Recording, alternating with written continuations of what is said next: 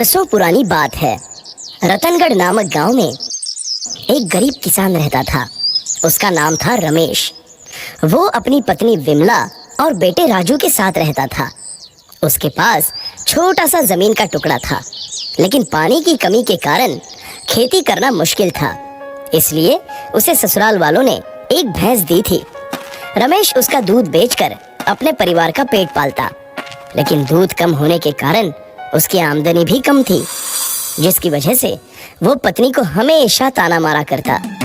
इतने कम पैसों में मेरा घर कैसे चलेगा? महंगाई देखो कैसे बढ़ रही है। अपने पड़ोस वाले देखो कैसे मजे करते हैं। मेरी तो किस्मत ही फूटी है जो ऐसी भैंस तुम्हारे मायके वालों ने मुझे दे दी। रमेश बोला। इस पर विमला बोली, देखो जी, तुम जितना कमाते हो उतने में मैं तो संतुष्ट हूँ। मुझे और कुछ नहीं चाहिए। अरे भगवान, तुम्हें नहीं चाहिए पर मुझे तो चाहिए ना। जितना कमाता हूँ उसमें से आधा तो इस भैंस को चारा खिलाने में ही चला जाता है। रमेश ने जवाब दिया। वो मैं कुछ सुनना नहीं चाहती। मेरे मायके वालों ने बड़े प्यार से ये भैंस हमें दी है। पत्नी बोली, तो क्या उसे अपने सर पर बिठाऊं? कल ही बाजार जाकर इसे बेच देता हूँ और नहीं खरीदता हूँ। रमेश बोला, नहीं नहीं, ऐसा मत करना, आपको मेरी कसम। विमला ने उसे कसम खिलाई और वहाँ से चली गई। रमेश सोचने लगा, कोई तो तरकीब होगी जिससे ये भैंस ज्यादा दूध दे सके। ये भैंस तो पत्नी बेचने नहीं देगी। मुझे इसी भैंस से ज्यादा दूध निकाल के ज्यादा मुनाफा कमाना होगा।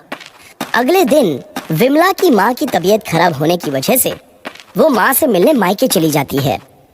इधर रमेश भैंस के पास जाता है और भैंस से कहता है, क्यों रे राम दुलारी, तू तो दिन भर चारा खाती रहती है, लेकिन दूध तो बहुत कम देती है। फिर उसे याद आया कि एक बार टीवी पर उसने भैंस का दूध ज्यादा निकलने के लिए कोई खल का विज्ञापन देखा था, जिसे खाने से भैंस 4 गुना ज्यादा दूध देती है। वो तुरंत दुकान में गया और उधार पर एक खल की बोरी खरीदी और घर आकर चुपके से खल भैंस को खाने को दे दी। फिर अगली सुबह जब रमेश ने भैंस का दूध निकाला, अरे ये क्या, आज तो भैंस ने बहुत ज्यादा दूध दे दिया। पूरी बाल्टी भर गई है, फिर भी भैंस दूध दे रही है। लगता है भगवान ने मेरी बात सुन ली। ऐसा सोचते ही वो दूध की भरी कैन लेकर गांव में चला जाता है और सारा दूध बेच देता है। इससे आज उसे बहुत सारा मुनाफा हुआ। वो बहुत खुश हुआ। अरे वाह, ये तो बहुत ही बढ़िया है। वो तुरंत फिर से खल की दुकान गया और खल की बोरी खरीद लाई। घर जाते ही उसने वो खल भैंस को खाने को दे दिया। फिर कुछ दिन ऐसे ही चलता रहा। रमेश की लालच की वजह से वो अब रोज भैंस को चारा खिलाने की बजाय सिर्फ खल ही खिलाने लगा। भैंस भी समझ गई कि ये लालची इंसान जरा से फायदे के लिए उसे सिर्फ खल खिला रहा है। ऐसे ही एक दिन जब रमेश खल खिलाने लगा तो भैंस ने उसे जोर से लात मार दी। रमेश दूर जाकर गिरा। अरे मार डाला रे इस कमबख्त भैंस ने। जब ये बात पत्नी विमला को पता चली तो वो तुरंत राजू के साथ घर लौट आई। ये क्या हो गया? ये कैसे हुआ? विमला ने पूछा। कुछ नहीं भगवान, ये सब मेरे ही कर्मों का फल है। मैंने थोड़ी सी लालच के लिए अपनी भैंस को चारा खिलाने की बजाय खल खिला दिया।